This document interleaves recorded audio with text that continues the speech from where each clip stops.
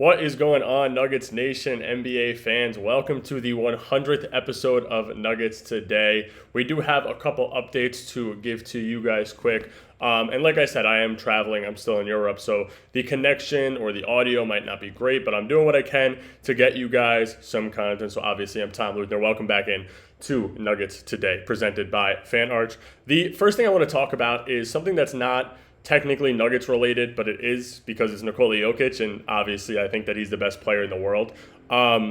He is currently dominating Eurobasket with Serbia. I mean, the stats or highlights and the passes that are coming out are just absurd. Even if his stat line is, I think the other day it was something around 6 or 7 points, 9 rebounds, 6 assists, something around those lines.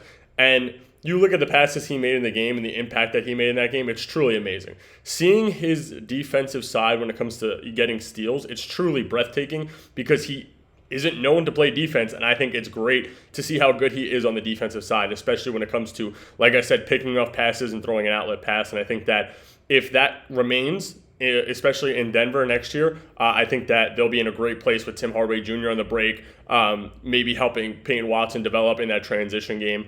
The only thing that makes me a little nervous or upset about Jokic dominating Eurobasket with Serbia is seeing that Nikola Topic might be a problem in the in the Western Conference on OKC.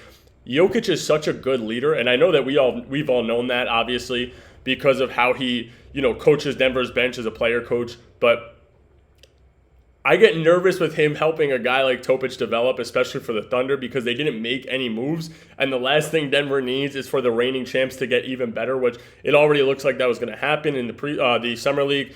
Topic is a great player. And like I said, with him being helped and coached by Nikola Jokic, I think that he might be a problem. Even if the Thunder use him for a year and use him as trade bait, and a team is able to go out and get him for a good package, he's going to be a problem in the NBA. And I'm excited to actually see him play, but I'm not excited to see him play against Denver. But like I said, Jokic is just phenomenal, and obviously they're dominating in the Eurobasket. Now, the next thing I want to bring up is some coaching decisions made by the Denver management. And obviously we know J.J. Barea, we know Jared Dudley, but they're also bringing in Mike Moser as an assistant coach. Now, they brought in 2 assistants, and I will get to the second one in a minute, but I was looking up both coaches, and I was really doing as much research as I can, especially on vacation, and Moser is a guy who's going to be right next to David Adelman, I think, for a majority of the games. I know that the original point for Denver was that they will be switching coaches who will be next to Adelman here and there, but I think that Moser is going to be one of those guys who's there realistically majority of the time. Now,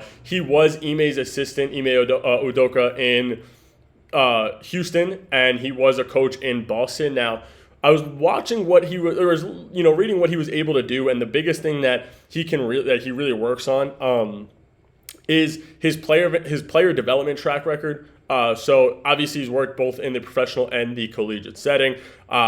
And his main roles were focused on player development. I think that's huge for Denver because you have guys like Strother, you have guys like Pickett, you have guys like even Najee, if maybe Denver wants to attempt to develop him, Deron Holmes, Christian Brown, Payne Watson, all these younger guys who Denver's core is not the best. They're good, but they're good because they're around Nikola Jokic right now. If Jokic wasn't there, that core wouldn't be that good when it comes to the NBA. Now, I'm not saying that they're terrible. Brown makes an impact, and he'll make an impact just about anywhere he goes. But you look at what their core is compared to other teams like the Thunder, who have young guys like Chet who can dominate. The Rockets got rid of Jalen Green, but they still have Jabari Smith, who I know is not really up there. But these young guys, Denver's younger players, need to develop, not to be stars, but to fit the roles that they need to play in order for Denver to be a championship team again. So I am very excited to see what he can do with the player development. And the other thing that he's known is for the ball handling and off-ball flexibility and helping when it comes to coaching those aspects of the game. Denver doesn't have that prominent backup point guard right now. We all know that. So they're working with a guy like Strother. They're working with guys like Pickett. They're working with guys like Bruce Brown.